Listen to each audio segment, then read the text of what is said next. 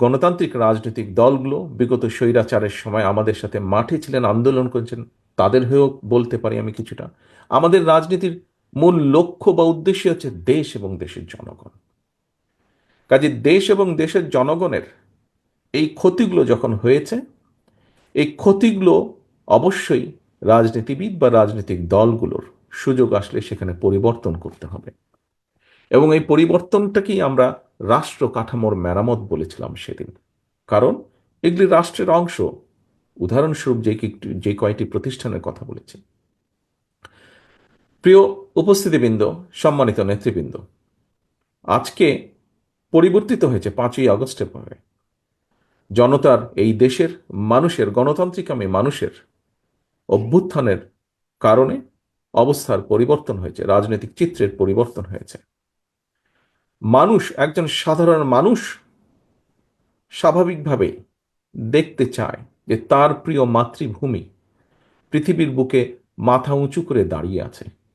মাথা উঁচু করে দাঁড়িয়ে থাকার অর্থ এই দেশের শিক্ষা ব্যবস্থা নিয়ে প্রশংসা করে কিছু বলার মতন আছে। এই দেশের চিকিৎসা ব্যবস্থা নিয়ে প্রশংসা করে বলার মতন কিছু আছে। এই দেশের, খুব সংক্ষেপেও সহজভাবেও যদি বলি, রাস্তায় নামলে ট্রাফিক যে বিশৃঙ্খলা, এই দেশের ট্রাফিক ব্যবস্থা নিয়ে প্রশংসা করে বলার মতন কিছু আছে। অর্থাৎ একজন নাগরিকের কাছে দেশ নিয়ে প্রশংসা করার মতন যা যা কিছু থাকতে পারে, হওয়া উচিত, সেই বিষয়গুলো এক্সিস্ট করে যাতে দেশের মধ্যে। প্রিয় সহকর্মীবৃন্দ, সম্মানিত নেতৃবৃন্দ, আমরা সেই রক্তচক্ষু উপেক্ষা করে, স্বৈরাচারের রক্তচক্ষু উপেক্ষা করে আমরা 2-2.5 বছর আগে সংস্কার প্রস্তাবনা দিয়েছিলাম। আমরা উল্লেখ করেছিলাম যে এই ক্ষেত্রে পরিবর্তিত হওয়া উচিত। দুঃখজনকভাবে আমরা দেখছি একটি পরিস্থিতির উদ্ভব হচ্ছে। সংস্কার এবং নির্বাচনকে মুখোমুখি দাঁড় করানো হচ্ছে। এখানে উপস্থিত আমরা প্রত্যেকেই রাজনীতিবিদ। এখানে একজন বক্তা উল্লেখ করে গিয়েছেন, খুব সম্ভবত বোধহয় মান্না ভাই বলেছেন ওনার বক্তব্যে, যে গণতন্ত্র বলতে একজন সাধারণ মানুষের কাছে কি বোঝা যায়। গণতন্ত্র বলতে একজন সাধারণ মানুষের কাছে এক কথায় নির্বাচন, নিরপেক্ষ নির্ভয় ভোট দেওয়ার যে সিস্টেম, সেটিকেই গণতন্ত্র বলি আমরা।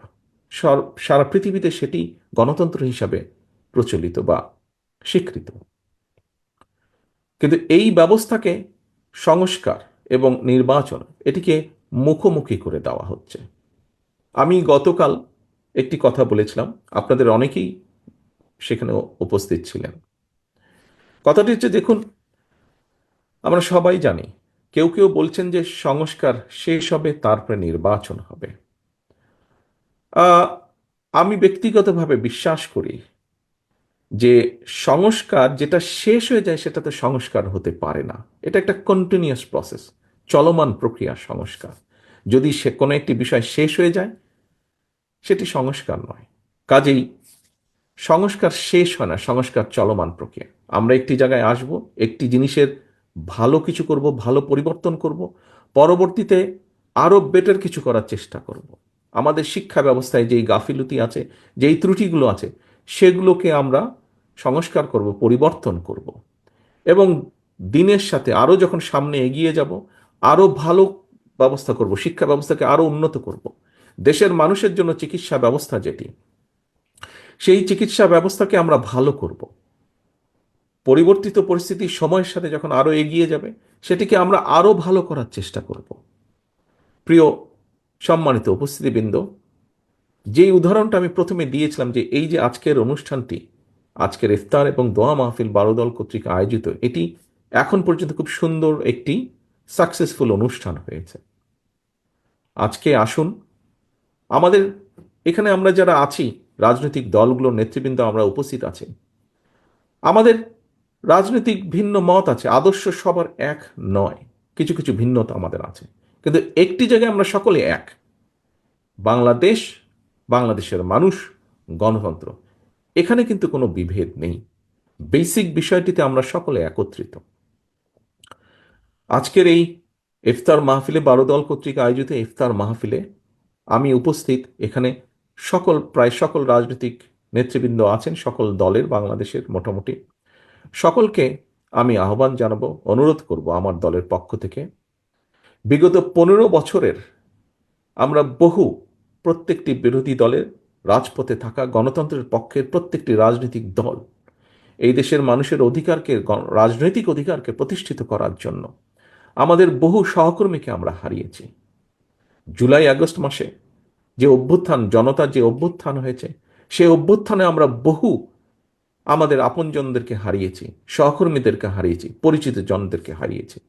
আসুন, যেই ঐক্য নিয়ে যেই ঐক্যকে যেই ঐক্যকে নিয়ে আমরা স্বৈরাচারকে বিদায় করেছিলাম, সেই ঐক্যকে আমরা ধরে রাখি। আজকের এই সফল অনুষ্ঠানের মতন আমাদের সর্বোচ্চ চেষ্টা থাকবে আগামী দিনে ঐক্যকে বজায় রেখে, ঐক্যকে ধরে রেখে এই দেশের মানুষের প্রত্যাশিত গণতন্ত্রকে আমরা প্রতিষ্ঠিত করব।